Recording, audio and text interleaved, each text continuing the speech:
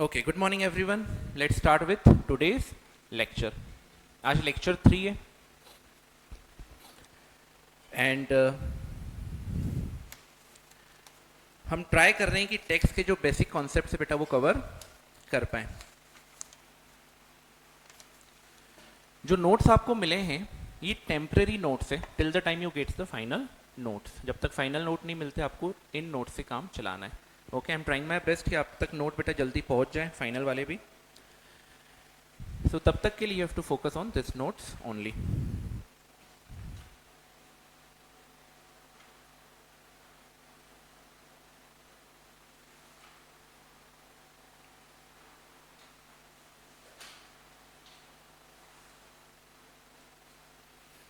चलिए पहले एक थोड़ा सा रिवीजन हम करते हैं जो भी टॉपिक्स हमने अभी तक पढ़े। ग्रेजुअली हम आगे बढ़ेंगे, है ना।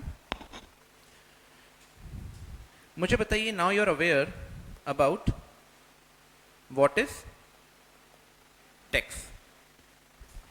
टेक्स्ट में कितने पॉइंट्स हमने देखे थे सर? 4 पॉइंट थे। सबसे पहला पॉइंट मुझे कोई याद दिला सकता है क्या? It is a financial charge. क्या कोई सेकंड पॉइंट याद दिलाएगा? Levied on tax payer.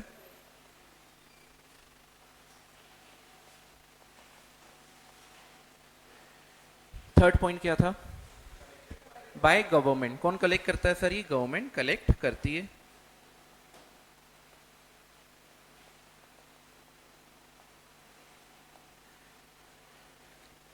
What is the fourth point?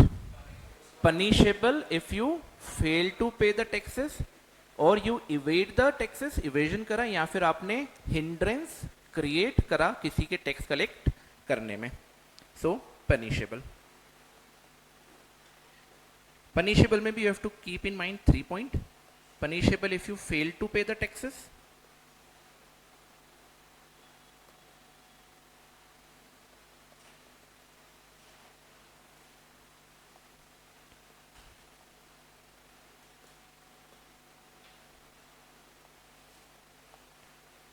fail to pay taxes, second evasion, and third point is hindrance in collection। बोलिए बेटा, ये चीजें हमने देखी टैक्स की डेफिनेशन में। उसके बाद बेटा हम आगे आए, हमने देखा टैक्स के क्या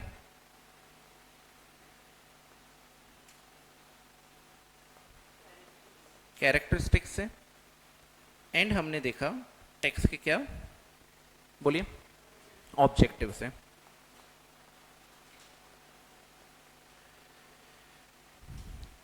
इसके बाद वी हैव सीन कि टैक्स के क्या टाइप्स है। टाइप्स में आपने 2 चीजें देखी, बताओ कौन से टाइप्स होते हैं टैक्स के? Direct and indirect.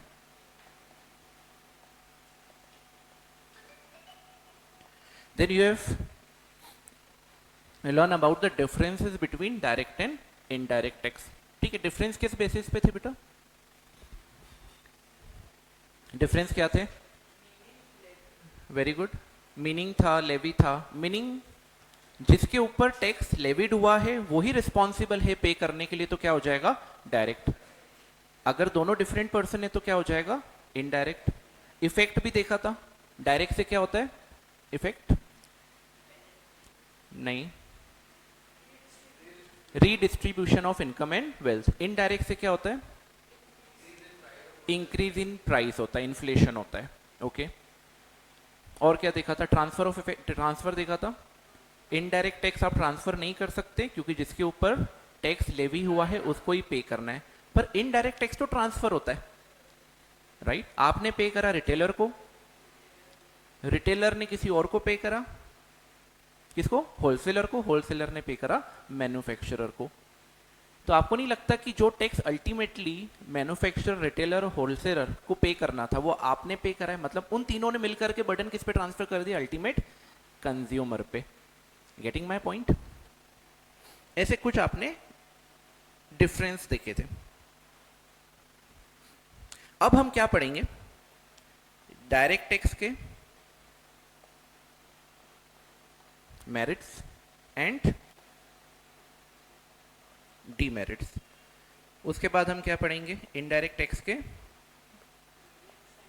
Merits and demerits.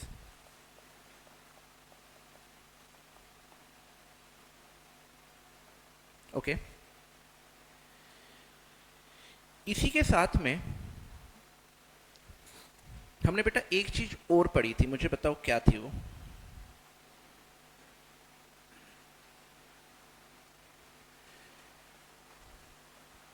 Power to collect taxes. और हमने पावर टू कलेक्ट टैक्स में कहा क्या दिखा था, पावर कहां से आती है बेटा, कॉन्स्टिट्यूशन से। आर्टिकल कौन सा था, 246। स्केड्यूल कौन सा था, 7।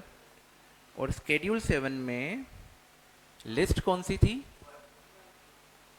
यूनियन लिस्ट, आप इसको लिस्ट 1 बोलोगे। और इसमें एंट्री नंबर कौन सी थी, 82।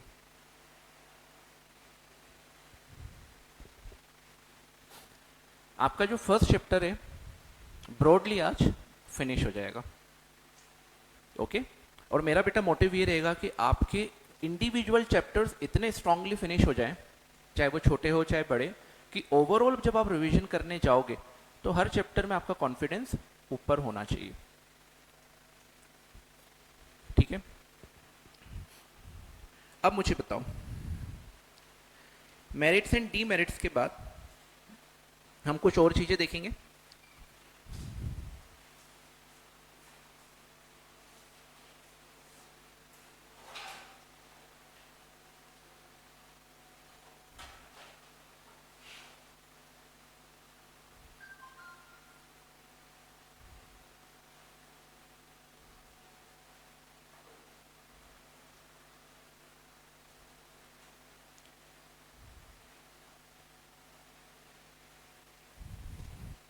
और उस चार्ट को हम कंप्लीट करेंगे, right. Let's come to merits and demerits of what, direct tax.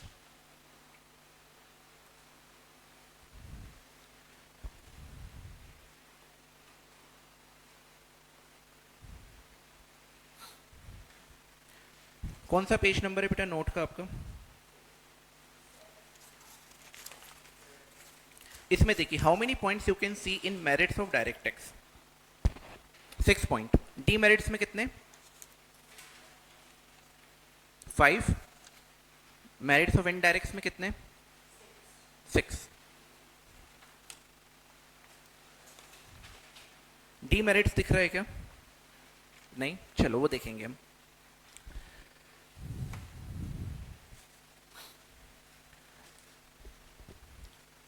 Whenever I am talking about merits of direct tax, यानी मैं किसकी बात कर रहा हूं बेटा, बेनिफिट्स की। किसकी बात कर रहा हूं, बेनिफिट, यानी डायरेक्ट टैक्स का फायदा क्या है। और डीमेरिट्स में हम क्या देखेंगे, क्या नुकसान है, क्या डिसएडवांटेजेस है उसके, राइट। सबसे पहला पॉइंट क्या दिख रहा है आपको, मुझे बताओ, इक्विटी। इक्विटी से माइंड में क्या आता है सबसे पहले, बीइंग इक्वल। क्या हमने कहीं ना कहीं features, characteristic of direct tax में ये देखा था कि direct tax distribution of income करता है, इक्विटी यानी बैलेंस बना के चलता है रिच और पुअर में, या फिर हम बोल सकते हैं ये प्रोग्रेसिव सिस्टम है, तो रिच पर ज्यादा अप्लाई होता है और पुअर पर नहीं होता है या कम होता है।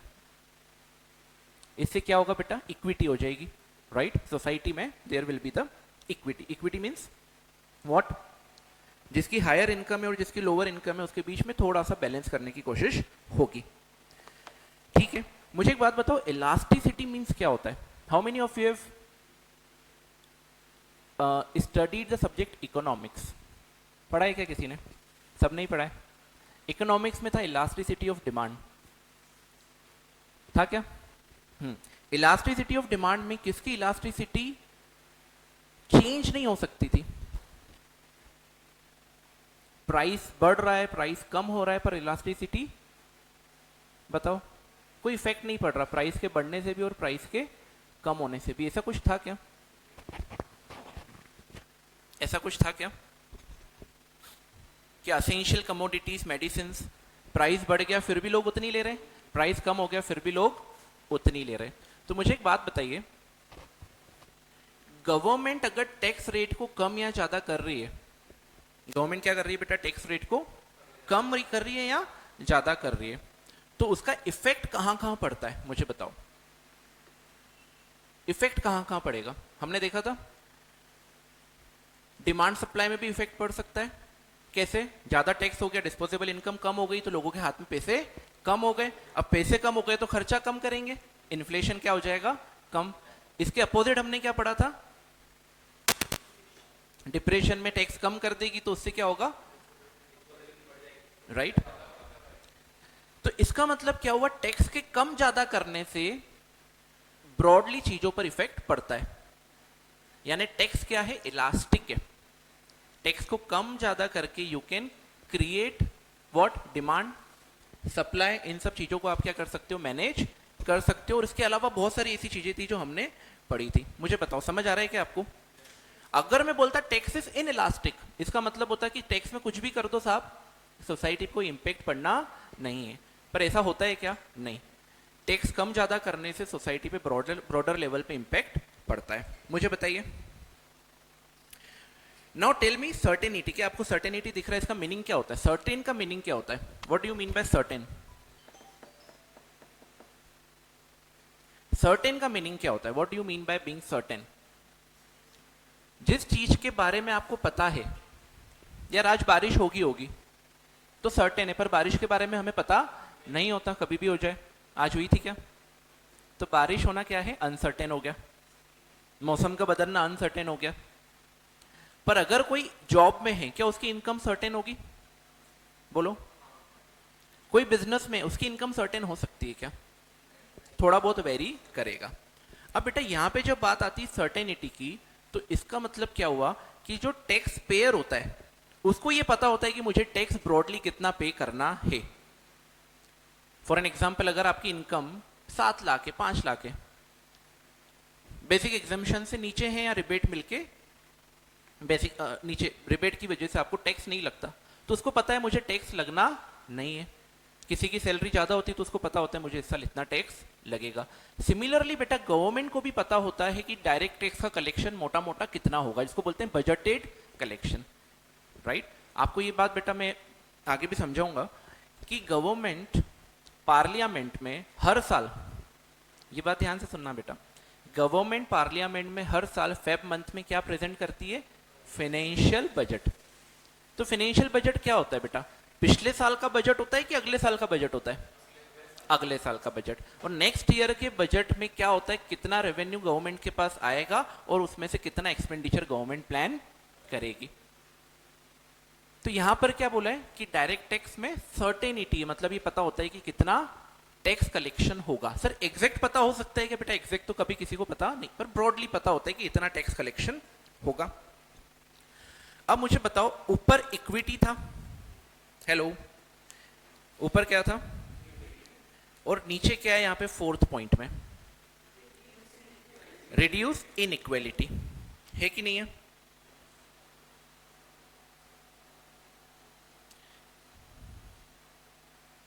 What is it, reduce inequality. क्या दोनों पॉइंट सिमिलर है कि नहीं है?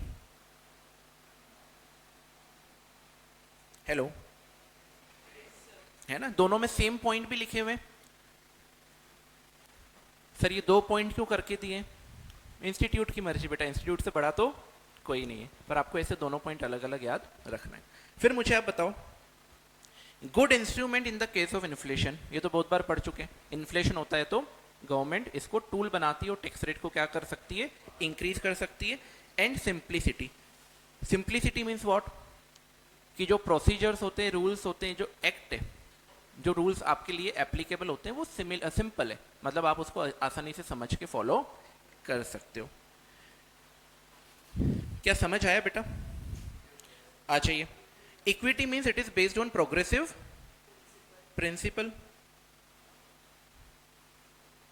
Equity means it is based on progressive principal.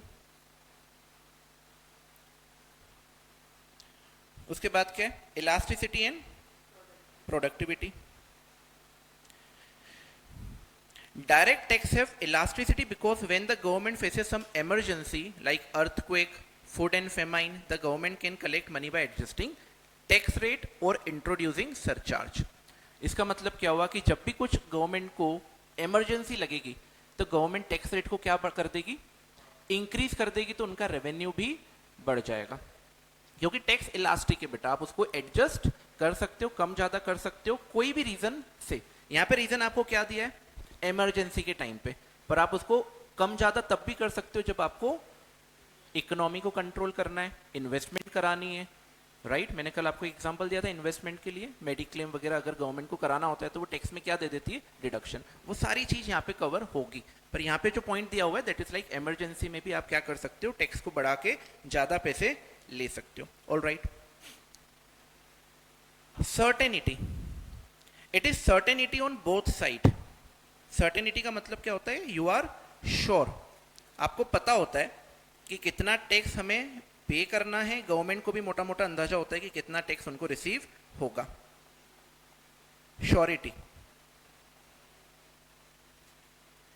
The tax payer are aware of the amount of tax, कितना टैक्स उनको पे करना है, रेट क्या होगा, कब पेमेंट का टाइम आएगा, किस मैनर से पेमेंट करना है और क्या पनिशमेंट इन्वॉल्व होती है, सारी चीजें पता होती है। बताओ मुझे, इंडिविजुअल है बेटा, उसके स्लैब रेट से टैक्स लगता है, पता है कौन से स्लैब पे कितना टैक्स लगेगा। कंपनी फर्म है, उनका टैक्स रेट अलग होता है, पर पहले से ही डिटरमाइंड होता है, डिक्लेयर्ड होता है, ठीक है। Reduce in equality, it again क्या फॉलो करेगा बेटा, ये प्रोग्रेसिव प्रिंसिपल, इट मींस ज्यादा लेवल ऑफ इनकम पर टैक्स क्या लगेगा, ज्यादा लगेगा। Good instrument in the case of inflation, inflation के टाइम में ये बहुत अच्छा इंस्ट्रूमेंट है। क्यों बेटा, क्योंकि गवर्नमेंट क्या करती है, जो भी एक्सेस मनी है मार्केट में उसको एब्जॉर्ब करने के लिए टैक्स बढ़ा देगी, तो जिसके पास इनकम बचेगी वो डिस्पोजेबल इनकम कम बचेगी। हेलो।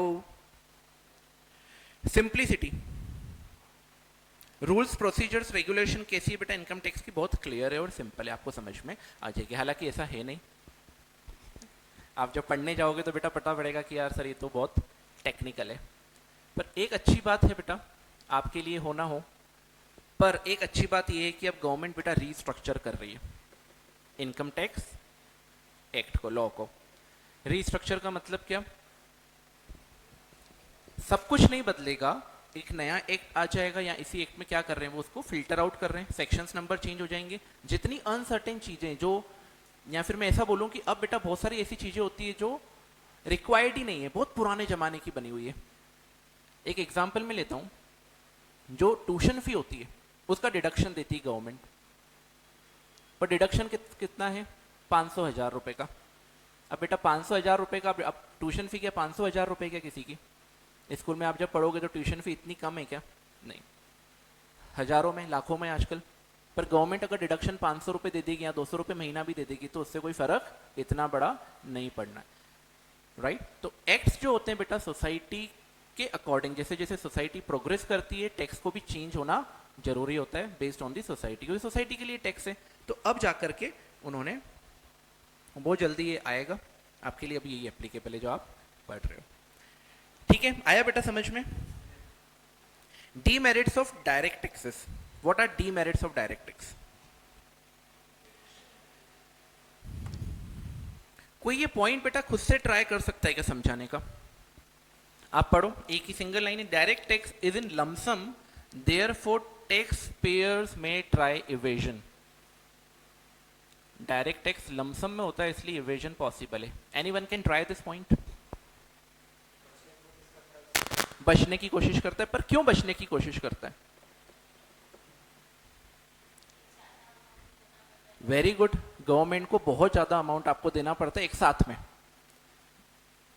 सर तो ऐसे तो सारे टैक्स में ही देना पड़ता है, नहीं, इनडायरेक्ट टैक्स में बेटा आप क्या एक साथ पूरे साल भर की कमाई जो है वो राशन ले आते हो क्या, खर्चा कर लेते हो क्या। आप गए, आपने 20 रुपए का सामान खरीदा, कौन ध्यान रखेगा 1-2 रुपए टैक्स लग रहा है या नहीं लग रहा है, क्या कौन सा टैक्स है वो, जीएसटी, तो चल जाता है। आप जैसे ही परचेस करते हो वैसे ही आपने टैक्स पे कर दिया, आपको पता भी नहीं पड़ता है, रियलाइज भी नहीं होता है कि हम वो टैक्स पे करके आए हैं। बट इनकम टैक्स में क्या होता है बेटा, असेसी को जो टैक्स पेयर होता है वो साल के एंड में असेसमेंट ईयर में क्या करता है बताओ, टैक्स निकालता है और पे करता है। पर अब बेटा बहुत सारे इसमें गवर्नमेंट ने चेंजेस ला करके कुछ ऐसे सिस्टम्स बनाती हैं जैसे टीडीएस, एडवांस टैक्स, क्योंकि साइकोलॉजी बेटा गवर्नमेंट को ही पता है, अगर आप टाइम टू टाइम टीडीएस पे करोगे छोटे छोटे अमाउंट में तो वो इजीली पैसा टैक्स पेयर पे कर देता है, एडवांस टैक्स पे कर देता है इंस्टॉलमेंट में, तो इतना बोझा नहीं लगता। पर फिर भी as compare to other taxes, indirect tax, direct tax में लमसम यानी बड़े अमाउंट में पैसा गवर्नमेंट को देना पड़ता है, तो लोगों की जो इंटेंशन है, जो नीयत है वो खराब हो सकती है, जो कि इनडायरेक्ट टैक्स में पॉसिबिलिटी बहुत कम होती है। Getting my point? यहां क्या लिख दें क्या हम एक बार, टैक्स पेयर हैज टू पे high amount of tax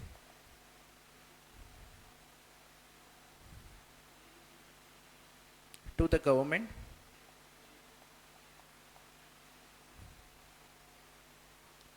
so there is a chance that he may not be willing to pay the amount.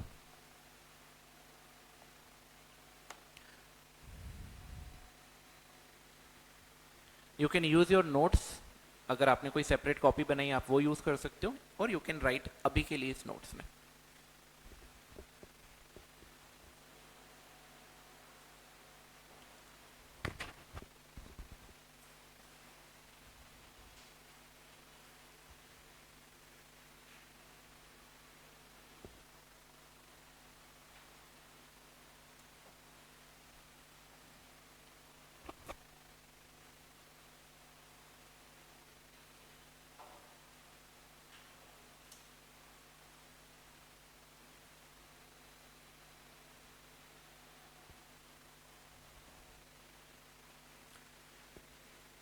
Got the point?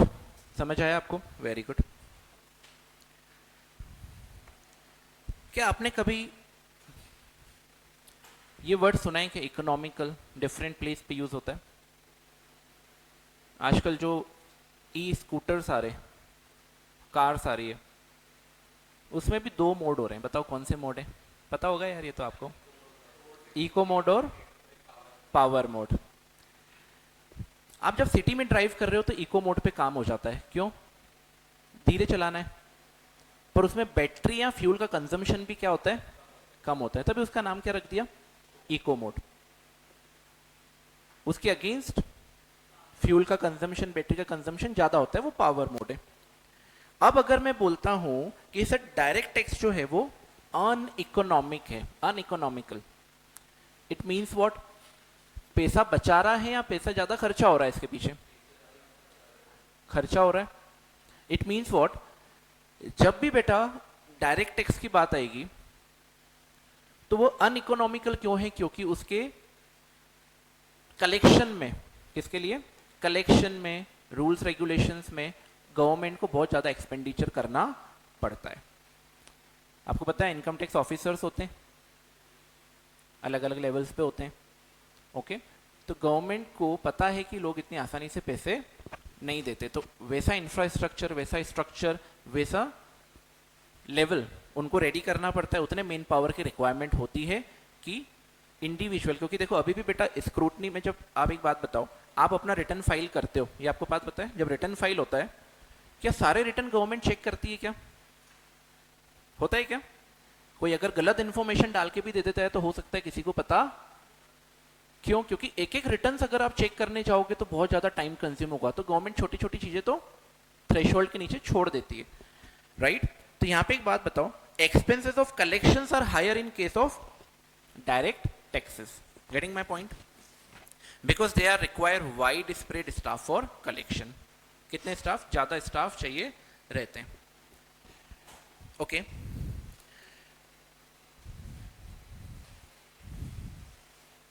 Little incentive to work. चलिए एक बात बताओ बेटा, आप आंसर दो, मैं आपको क्या देता हूं, आप आंसर दो। एज अ रिवॉर्ड मैं आपको क्या दे सकता हूँ, एज अ अवार्ड आपको मैं क्या दे सकता हूँ, चॉकलेट। पर एक कंडीशन है बेटा, क्या कंडीशन है, क्या कंडीशन है, उस चॉकलेट का 50% मैं खुद लूंगा। चलो मैं कम करता हूं, 10% मैं लेता हूं, बाकी 80% बाकी की क्लास में डिवाइड करेंगे, शेयर एंड केयर। क्या आप चॉकलेट के लिए कभी मोटिवेट होगे क्या आंसर्स देने के लिए? मोटिवेशन क्या हो जाएगा, कम हो जाएगा। क्यों? क्योंकि आपकी कमाई हुई चीज बेटा आपको वैसे ही बांटनी पड़ रही है, मेहनत आप करो, क्वेश्चंस आप पूछो, आंसर्स आप दो, पर आपको क्या करना पड़ रहा है, डिस्ट्रीब्यूट करना पड़ रहा है। ओके, अब हम भी क्या कर रहे हैं, हम भी तो ये काम करते हैं बेटा। क्या काम करते हैं हम, मुझे बताओ? इनकम अर्न करते हैं, उस पर गवर्नमेंट को क्या दे देते हैं, टैक्स दे देते हैं। बहुत प्रैक्टिकल एग्जांपल मैं दे रहा हूं आपको। जिसकी इनकम 10 लाख तक है, उसकी इनकम 15 लाख होती है तो उसको खुशी होती है। 5 से 7 हुई, 7 से 10 हुई, 10 से 15 हुई, बहुत खुशी होगी। सैलरी की बात करूं अगर मैं, बट अगर किसी की 30 लाख इनकम है, 40 लाख इनकम है एज अ सैलरी, उसकी 5-6 लाख बढ़ भी जाती है ना, उसको दुख ज्यादा होता है। खुशी तो होगी, दुख भी होता है। दुख किस बात का होता है, टैक्स। अराउंड 30-35% चंक कौन लेके जाएगा, गवर्नमेंट। यानी बेटा साल में आप 3 महीने के लिए तो किसके लिए काम कर रहे हो, गवर्नमेंट के लिए। काम पूरा साल भर कर रहे हो, पर 3-4 महीने की सैलरी किसको देनी है, आपको, गवर्नमेंट को देनी है एज अ टैक्स। तो ये पॉइंट बेटा ध्यान रखना, लिटिल इंसेंटिव टू वर्क। काम करने में आपको जो इंसेंटिव मिल रहा है, जो आप इनकम कमा रहे हो, वो कम नहीं हो जाएगा अगर टैक्स भरेंगे तो। हेलो, बहुत सिंपल, इतना कॉम्प्लिकेटेड पॉइंट ही नहीं है बेटा, वो बहुत सिंपल पॉइंट है कि आप जो भी अर्न करोगे उसमें से कुछ परसेंट आपको क्या करना पड़ेगा, गवर्नमेंट को देना पड़ेगा। तो आपका मोटिवेशन क्या हो जाएगा, कम। तो इंसेंटिव का मतलब क्या होता है, आपने कुछ काम करा, बदले में आपको कुछ मिला। तो यहां पर काम करने के बदले आपको क्या मिल रहा है, पैसा, वो आपके लिए इंसेंटिव है, पर वो आपको क्या करेगा, कम मिलेगा। आपको तो अच्छा नहीं लगेगा, आपको क्या लगेगा, यार मैं इतना गवर्नमेंट को दे दूं तो मैं काम किसके लिए कर रहा हूं। ठीक है, तो मुझे एक बात बताओ, indirect tax rates are progressive. ज्यादा कमाओगे तो ज्यादा आपको टैक्स पे करना पड़ता है। A person with higher earning is taxed more, in turn he is left with little amount, so the tax payer feel disincentive. Hello, तो इसको आप लिख दो, tax payer feels, tax payer feels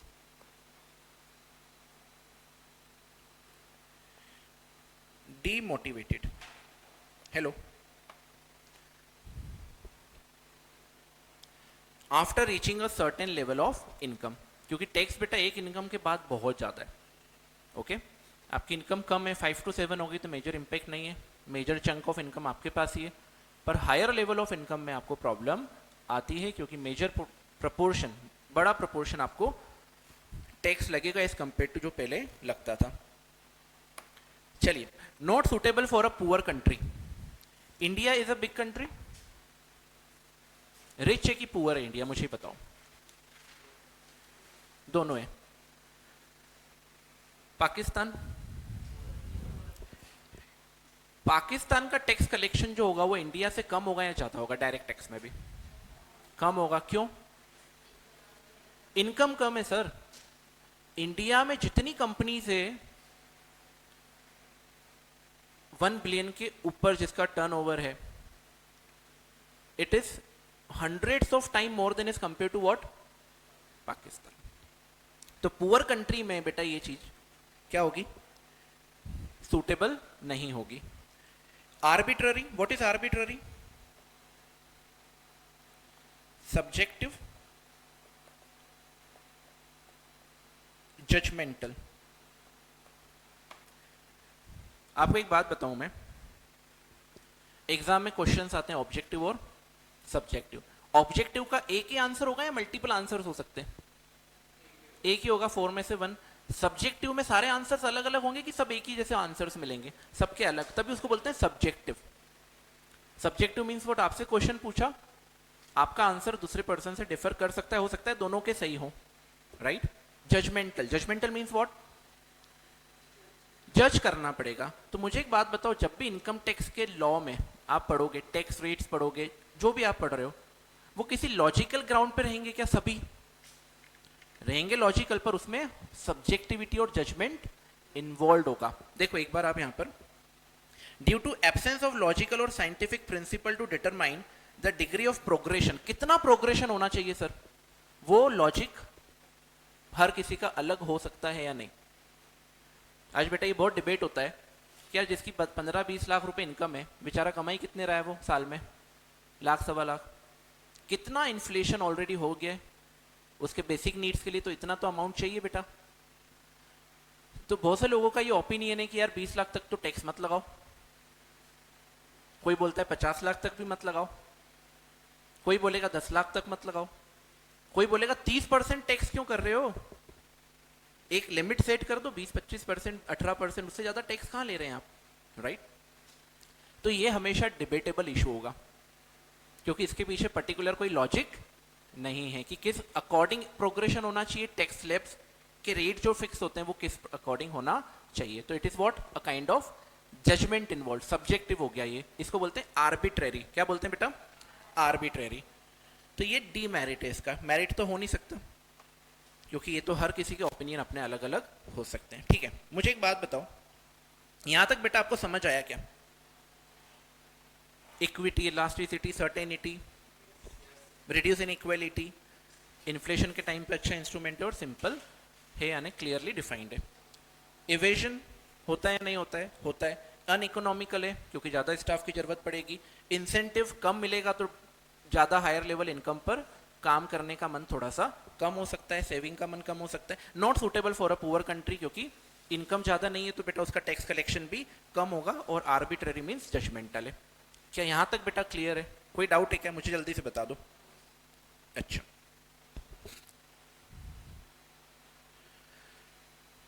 अच्छा एक बात मैं आपको बताऊं, अभी एकदम बेसिक क्यों पढ़ रहे हैं हम? ताकि आपका एक माइंडसेट बन जाए। ओके,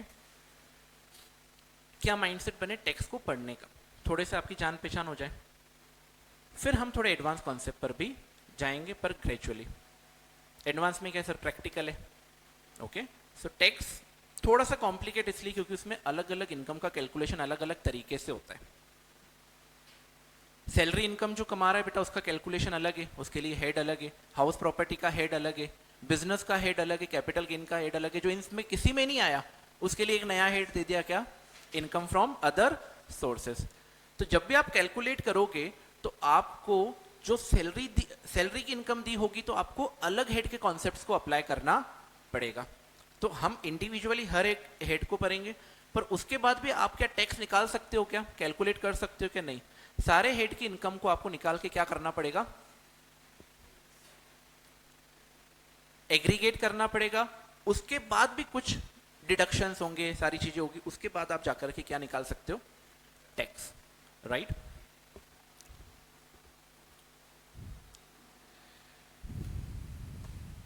चलिए इसको जल्दी से खत्म करते हैं बेटा। अब आप इस लेवल पे आ गए इस चैप्टर में कि यू कैन इजीली स्टेट कि यहां पर क्या दिया हुआ है। Merits of indirect taxes, high revenue production. किस पे लगता है बेटा indirect tax? Goods and service पे। कौन कंज्यूम करता है इसको? पुअर भी करेगा और रिच भी करेगा। तो जब बेटा टैक्स सभी पे लगा दिया तो इनकम और सोर्स ऑफ रेवेन्यू जो होगा गवर्नमेंट के लिए, सोर्स ऑफ रेवेन्यू अच्छा है या बुरा है? अच्छा, इससे ज्यादा रेवेन्यू कलेक्ट होगा। इवेजन की चांसेस कम होगी, हमने उस पॉइंट में समझा, बिकॉज इनडायरेक्ट टैक्स किस पे लग रहा है? गुड्स पे लग रहा है, सर्विस पे लग रहा है। तो आप जब भी गुड या सर्विस परचेज करोगे तो आपको हर एक गुड या सर्विस के लिए टैक्स पे करना पड़ेगा। लमसम में नहीं है तो आपका इंटेंशन भी खराब नहीं होता है, आप आसानी से पे कर देते हो। कन्वीनियंट है, मुझे बताओ कन्वीनियंट क्यों है? क्योंकि हर गुड और सर्विस के प्राइस में हिडन है ये, आपने दिया, उन्होंने कलेक्ट करा और जाके किसको दे दिया? गवर्नमेंट को। इकोनॉमी, हेलो, वह अनइकोनॉमिकल था, यहां पर इकोनॉमी मतलब ये इनडायरेक्ट टैक्स को जीएसटी, कस्टम, जो इनडायरेक्ट टैक्स है, उसको कंट्रोल करने में गवर्नमेंट ज्यादा खर्चा करती है कि कम? उसके कलेक्शन में कम खर्चा करेगी as compare to what? Indirect tax. Wide coverage, आज बताओ हर चीज पे जीएसटी ऑलमोस्ट। आप कुछ भी बाय करोगे आपको नीचे दिखा हुआ लिखा मिल जाएगा, इंक्लूसिव ऑफ जीएसटी। इलास्टिसिटी यहां पर भी होगी, बताओ क्यों?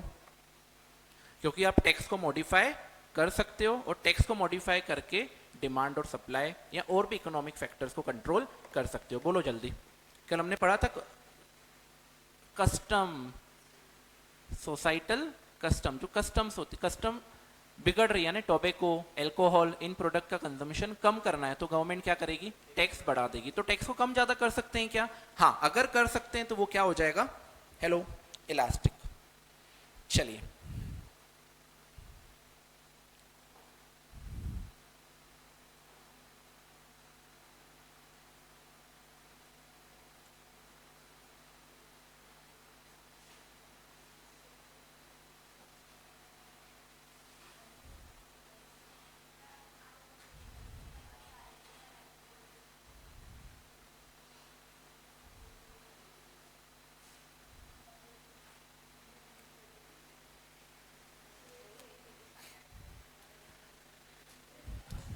चलो, do you know the name of your subject? क्या सब्जेक्ट का नाम क्या है?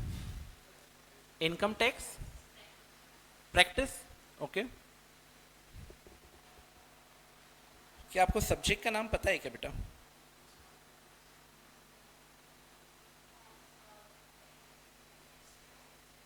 Tax laws and practice. अब सर इनकम टैक्स एक्ट पढ़ना है क्या हमको? नहीं, आपको इनकम टैक्स लॉ पढ़ना है। लॉ बेटा थोड़ी सी ब्रॉड टर्म होती है। क्या होती है? Broad term. जब भी आप लॉ पढ़ेंगे तो आप ये ध्यान रखना, आपको सिर्फ एक पर्टिकुलर सिंगल एक्ट से मतलब नहीं है। ऐसा क्यों बोल रहे हो सर? मैं आपको एक चीज बताता हूं। ये आपका मॉड्यूल है। Hello,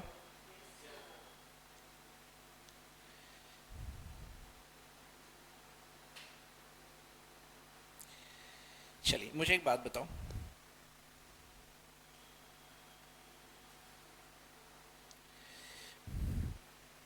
components of income tax law, क्या लिखा है ये?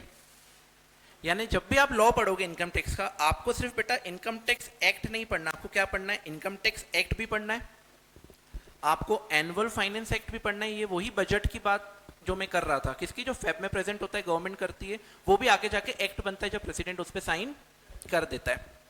इनकम टैक्स रूल्स पढ़ना है, नोटिफिकेशन पढ़ना है, सर्कुलर, क्लैरिफिकेशन और जुडिशियल डिसीजन या केस लॉ, ये सब मिलकर के क्या बनेंगे?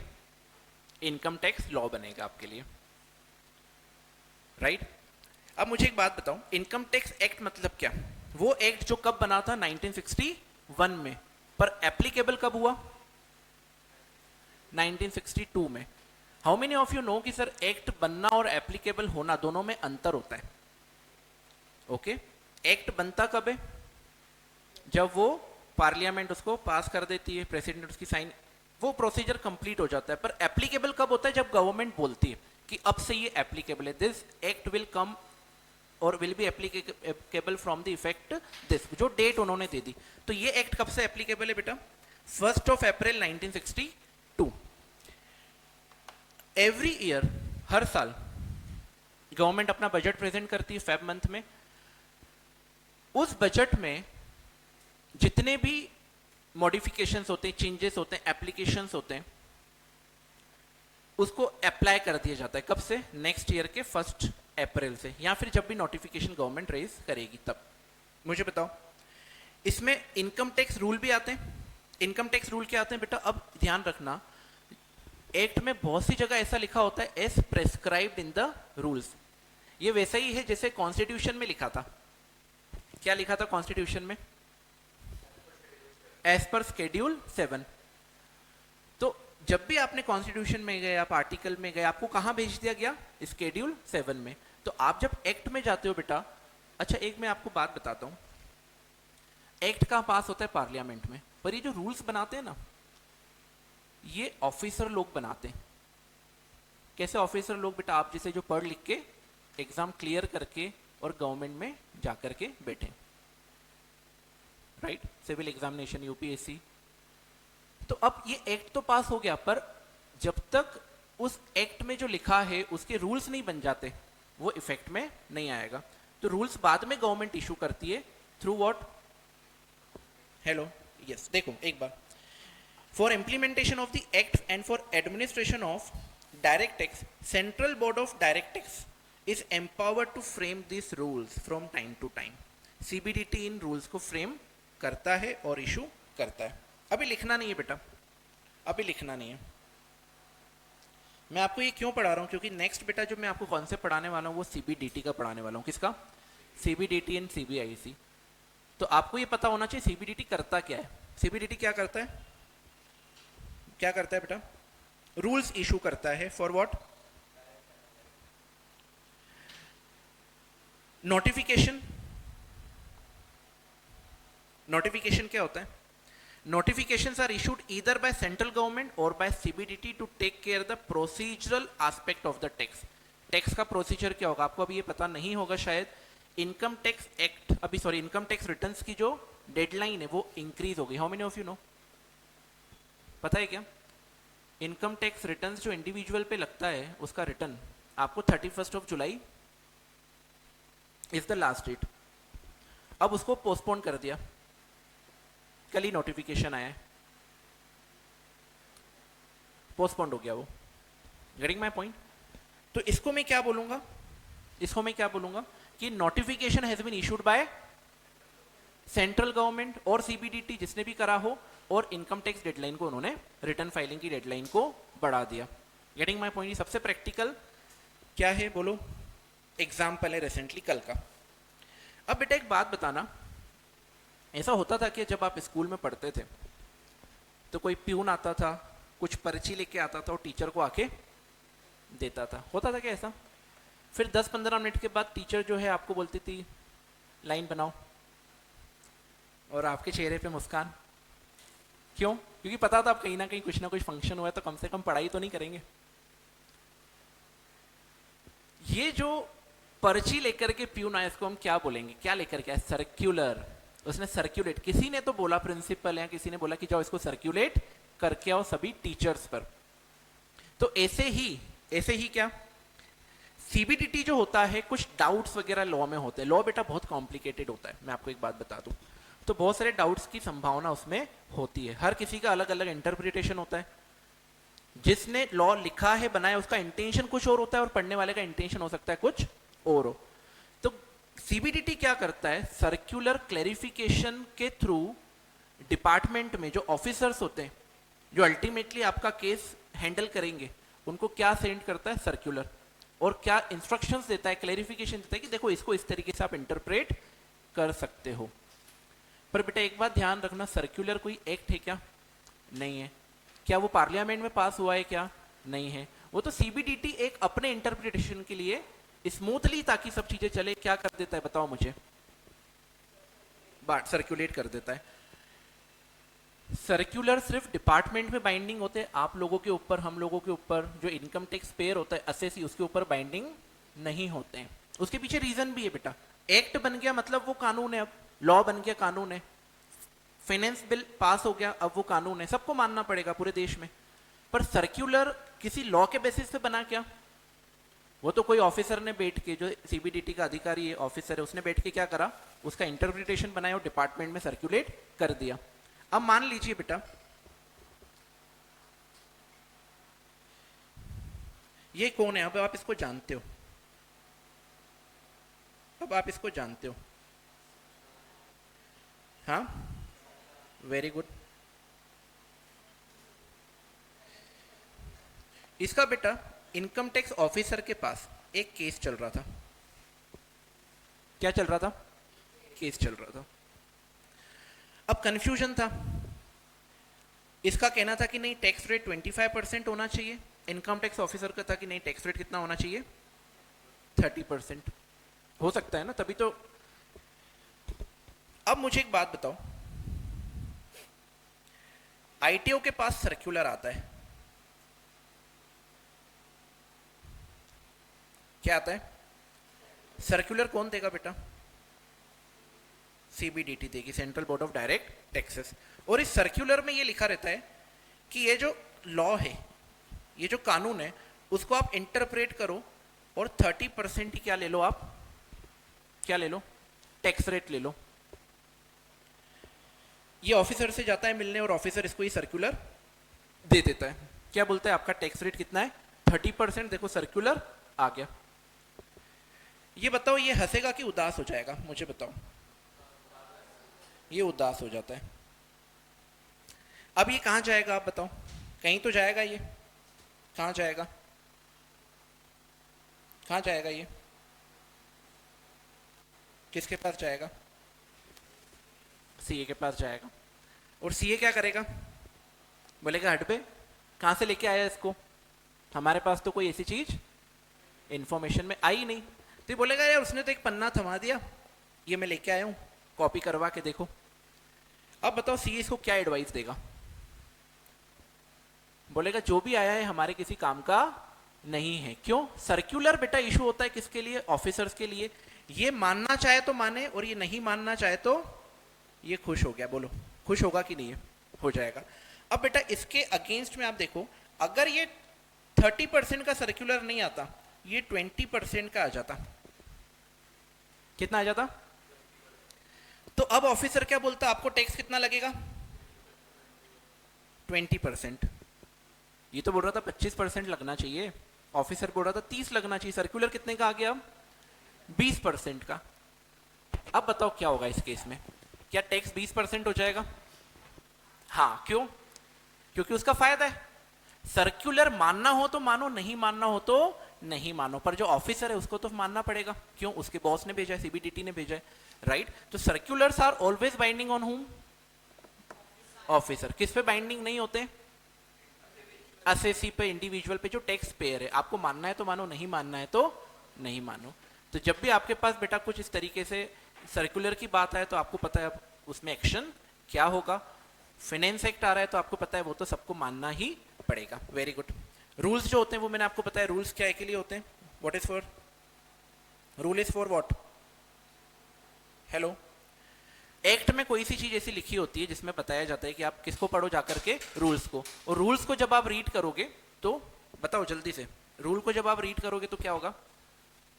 आपको पता पड़ जाएगा उस एक्ट में उसको फॉलो कैसे करना है जो लिखा है। ठीक है। जुडिशियल डिसीजन केस लॉ, कितने सारे केसेस चल रहे हैं इंडिया में। उसमें से बहुत सारे केसेस किससे रिलेटेड है? टैक्स रिलेटेड है। ये टैक्स रिलेटेड केसेस कहां सॉल्व होते हैं? कोर्ट में सॉल्व होते हैं। कोर्ट में जब ये केस सॉल्व होंगे, एक जजमेंट आएगा, उसको रेफर करा जा सकता है for similar type of cases. Getting my point? Income tax और इंडिविजुअल असेसी के बीच में क्या हुआ? फाइट हुई, असेसी और इनकम टैक्स के बीच में। मामला कहां गया? कोर्ट में। कोर्ट ने क्या करा? उसको सॉर्ट कर दिया। अब वापस से सेम मुद्दा अराइज हुआ है, सेम ग्राउंड पर केस वापस से अराइज हुआ है। अब बेटा उसके लिए आप क्या कर सकते हो? आप कोर्ट के जो डिसीजन है उसको रेफर कर सकते हो कि देखो सेम केस पहले भी आ चुका है और उसका ये जजमेंट था। तो वो भी किसका पार्ट बन गया? आपके इनकम टैक्स लॉ का। हेलो। तो अब जब भी बात होगी बेटा इनकम टैक्स लॉ की, आप क्या क्या कंसीडर करोगे? Income tax act 1961 which was made in effect, कब से एप्लीकेबल हो गया? 1962 1 अप्रैल। उसमें और क्या आ जाएगा? इनकम टैक्स फाइनेंस एक्ट आएगा पहले, ओके, जो हर साल आएगा। उसके बाद उसमें क्या आ जाएगा? जो रूल्स बने हैं। और क्या आ जाएगा? जो नोटिफिकेशन इशू हुए हैं। और क्या आ जाएगा? जो सर्कुलर्स सर्कुलेट हुए हैं। एंड लास्ट में जो जुडिशियल के डिसीजन है। ये सब मिला करके आपका क्या बनेगा बेटा? Income tax act. Hello. Income tax law, act नहीं होगा बेटा, ये क्या होगा? लॉ होगा। ब्रेक चाहिए क्या?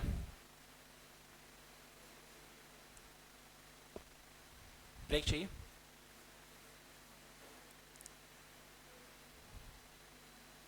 देखो बेटा फिर बाद में आप मत बोलना सर ब्रेक देते नहीं है, इसलिए वोटिंग के बेसिस पे I will decide how many of you need break. कि सर 5 मिनट का ब्रेक दो फिर हम स्टार्ट करेंगे fast? No?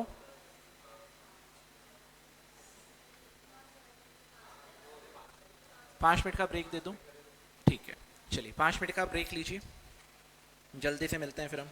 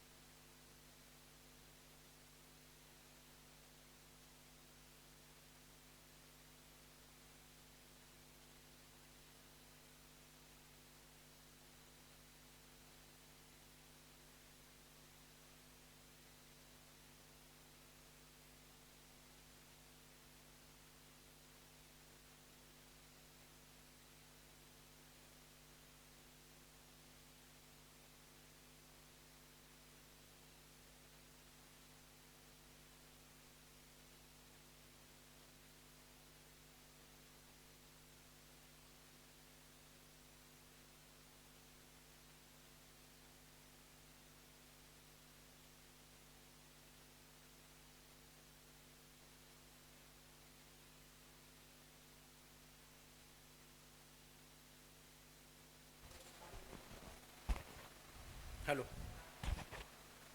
Hello hello hello.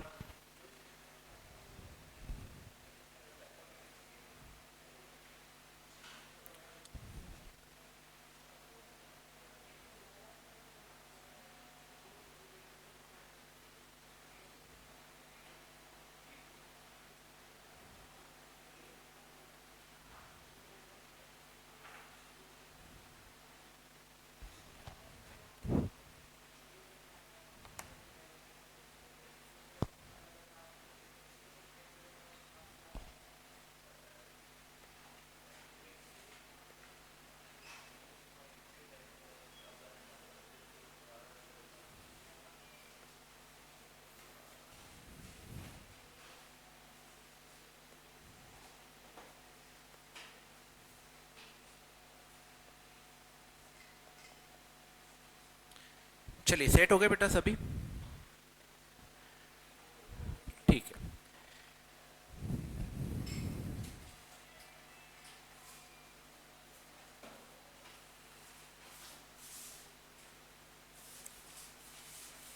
चलिए एक लेग और जोड़ रहा हूं बेटा यहां पर मैं। देखिए क्लास यहां से स्टार्ट हुई थी आज। टेक्स्ट हमने क्या पढ़ा था बेटा? Characteristics, objective, types, power to collect taxes. अब हम बात कर रहे हैं टैक्स के एडमिनिस्ट्रेशन की। किसकी बात कर रहे हैं? टैक्स के एडमिनिस्ट्रेशन की। क्या खुद ही से बेटा लोग इतने समझदार हैं, इतने विलिंगली इंटेंशनली विलिंगली टैक्स पे करते हैं क्या? इतने शरीफ हैं क्या लोग? सब अपने आप से टैक्स पे करते हैं, सब जाकर के गवर्नमेंट को हिस्सा दे दें कि यार हमने इतना कमा लिया, थोड़ा आप रख लो, तो बात ही खत्म हो जाए। पर ऐसा एक पर्टिकुलर गवर्नमेंट को बॉडी सेट करनी पड़ी जो इन सब चीजों का ध्यान रखती है, टैक्सेशन को एडमिनिस्टर करती है, या फिर इसको ब्रॉड टर्म्स में बोलो तो गवर्नमेंट के रेवेन्यू को एडमिनिस्टर करती है। Administer means what? मैनेज करना। ओके मुझे एक बात बताओ, how many of you no कि गवर्नमेंट में मिनिस्ट्रीज होती है? बहुत सारी होती है क्या मिनिस्ट्रीज? Very good. आपको पता है मिनिस्ट्री ऑफ फाइनेंस होती है? कौन है अभी finance minister? Nirmala Sitharaman, right. और ये जब बजट होता है, आपने अगर देखा हो, she is the only one जो बजट को क्या करती है? प्रेजेंट करती है। मिनिस्ट्री ऑफ फाइनेंस में डिपार्टमेंट ऑफ व्हाट? रेवेन्यू। ये रिस्पॉन्सिबल होता है रेवेन्यू कलेक्शन के लिए, एडमिनिस्ट्रेशन के लिए, मैनेजमेंट के लिए। इसमें बेटा दो बॉडीज आती है, one is CBDT and the second one is CBIC. CBDT means what? Central Board of Direct Tax. CBIC means what?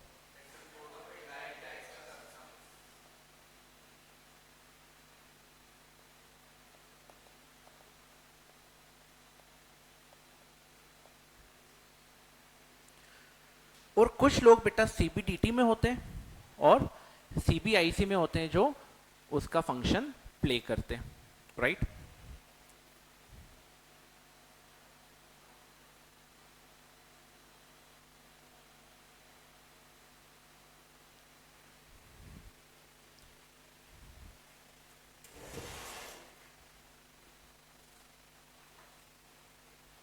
All right.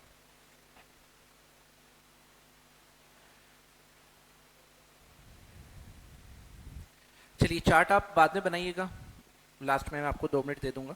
अभी आप समझिए,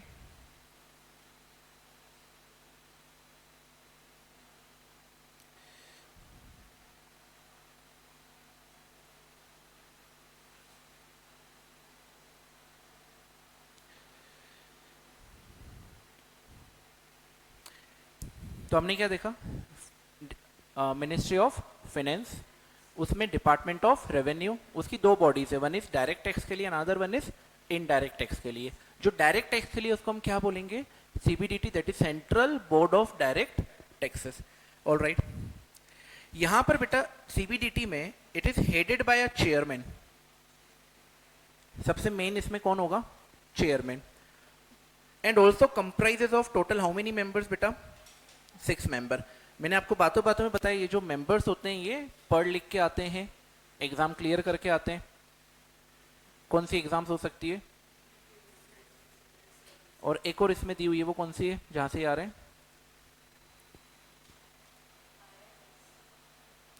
Indian revenue service, IRS, a premier civil service of India. So they are classified on this basis. हर एक member specialized होगा।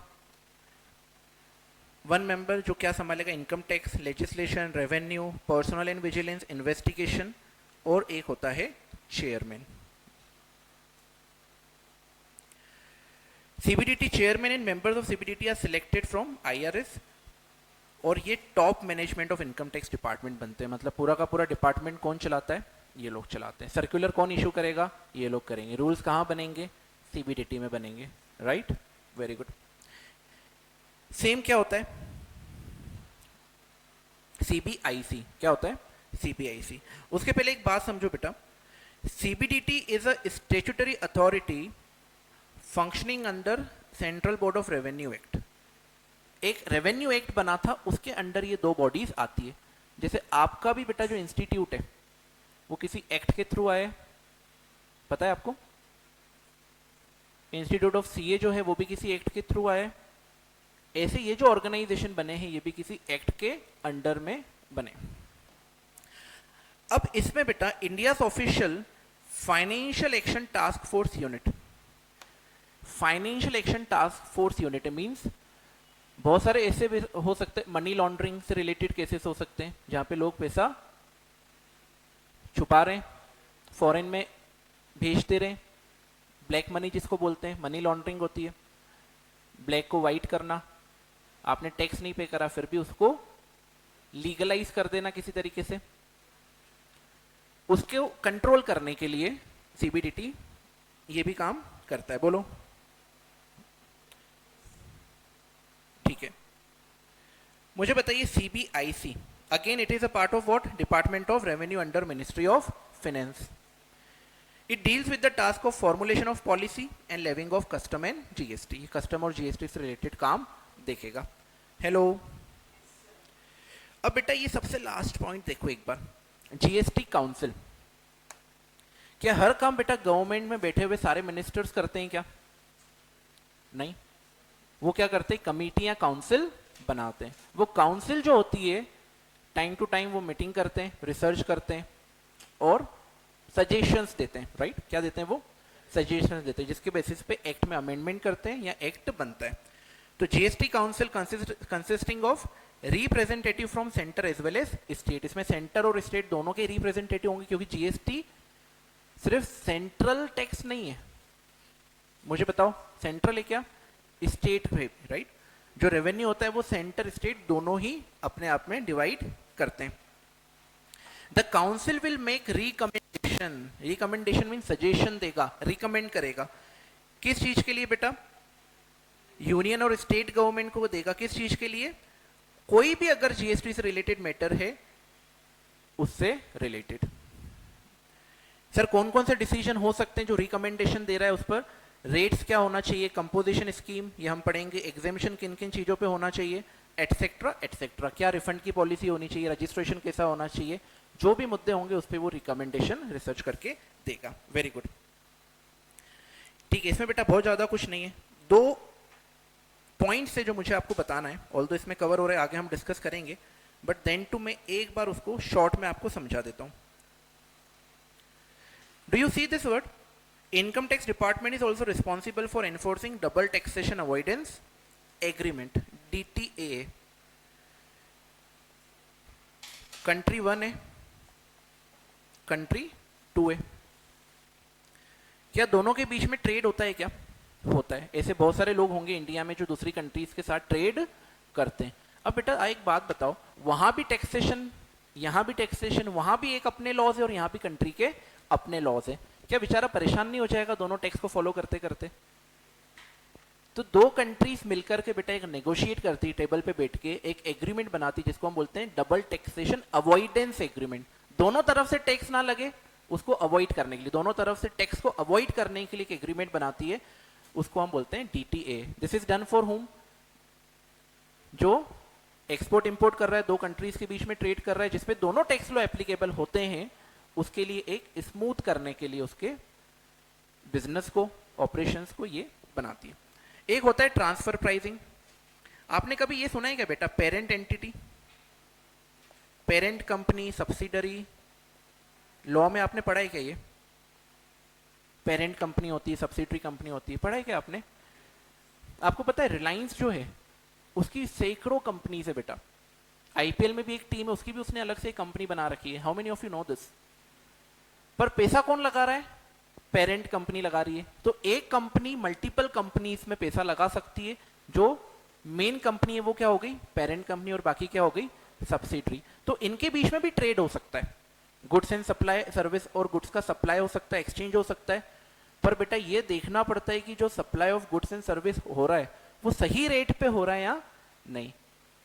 Subsidiary parent को अगर goods बेचेगी तो बेटा नुकसान तो किसी का नहीं। आप घर के घर में अगर पैसे किसी को दोगे, मुझे फोन बेचना है मेरे घर में, मेरे भाई को 100 रुपए में भी बेच दूं, कोई प्रॉब्लम, घर में ही है वो। तो उसके लिए भी जो लॉ बनते हैं वो बनते हैं ट्रांसफर प्राइसिंग के। ठीक है, ये आगे हम डिटेल में वैसे भी पढ़ेंगे।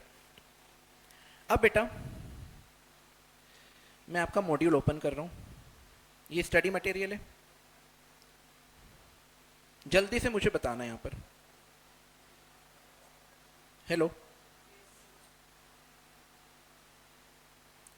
क्या क्या हमने पढ़ा है देखो। क्या मीनिंग ऑफ टैक्स पढ़ लिया? बोलो। डेफिनेशंस, टैक्स क्यों लगाया जाता है आपको पता है, एक्सपेंडिचर ऑन वॉर जो भी है, बहुत सारे खर्चे गवर्नमेंट को करने पड़ते हैं। कैरेक्टरिस्टिक ऑफ टैक्स पढ़ा क्या बेटा? ऑब्जेक्टिव ऑफ टैक्सेशन पढ़ लिया क्या? डायरेक्ट वर्सेस इनडायरेक्ट टैक्स पढ़ा क्या? Merits of direct tax, demerits of direct tax, indirect, ये वाला मैंने छोड़ा है टॉपिक क्योंकि ये इजीली अंडरस्टैंडेबल है आपके लिए, क्योंकि आप ऑलरेडी, क्योंकि इसमें बेटा वही कवर हो रहा है। आप यहाँ देखेंगे ना, आपको फर्स्ट पॉइंट में मिलेगा क्या? रेग्रेसिव इफेक्ट, प्रोग्रेसिव का अपोजिट, सब पे लेवी होगा इनडायरेक्ट टैक्स है। तो अनसर्टेनिटी इन कलेक्शन, यहाँ पे पता नहीं होता बेटा कितना गुड्स एंड सर्विस मार्केट में सेल होगा, तो ये अनसर्टेन हो गया। सेविंग को डिस्करेज करता है, इन्फ्लेशन बढ़ाता है। इन्फ्लेशन क्यों बढ़ाता है? क्योंकि जब भी आप 10 रुपए की चीज लोगे वो 12 की इसलिए मिलेगी क्योंकि 2 रुपए उसमें क्या हो सकता है? जीएसटी हो सकता है। और लास्ट क्या? Increase inflation. यहाँ बेटा आपके जो फर्स्ट पॉइंट है, मुझे बताओ। हेलो, सेकेंड पॉइंट में आपको अनसर्टेनिटी इन कनेक्शन दिख रहा है। इसमें एक चीज दिखेगी, इंक्रीज इन्फ्लेशन, ये दिख रहा है कि इंक्रीज इन्फ्लेशन सेकेंड पॉइंट में। हेलो, थर्ड पॉइंट में भी आपको दिख रहा है क्या कुछ ऐसा? Indirect taxes are included in the price of commodity. और लास्ट पॉइंट में भी दिख रहा है क्या?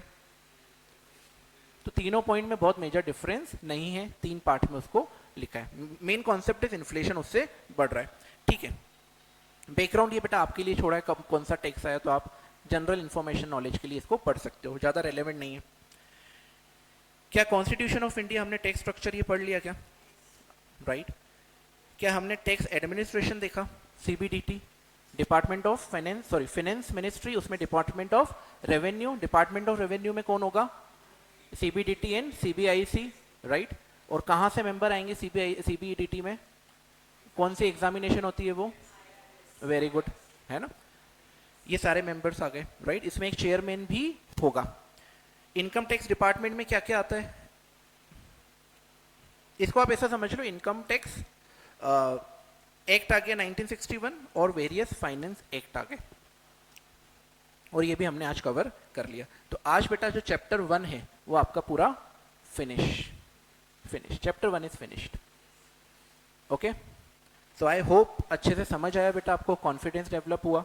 I know things were repetitive in this, क्योंकि चैप्टर भी ऐसा था और आपका शुरू के 2 या 3 दिन है क्लास के, राइट। धीरे धीरे हम आगे बढ़ेंगे तो चीजें और कॉम्प्लिकेटेड होगी, उसको भी हम सिंप्लीफाई करके पढ़ेंगे। ठीक है, तो कल हम स्टार्ट करेंगे विद चैप्टर 2 ऑल राइट, तब तक के लिए ध्यान रखो बेटा, अपनी हेल्थ का, माइंड का, बॉडी का, डिस्ट्रैक्शंस अवॉइड करो। All right, okay, take care बेटा, थैंक यू, बाय बाय।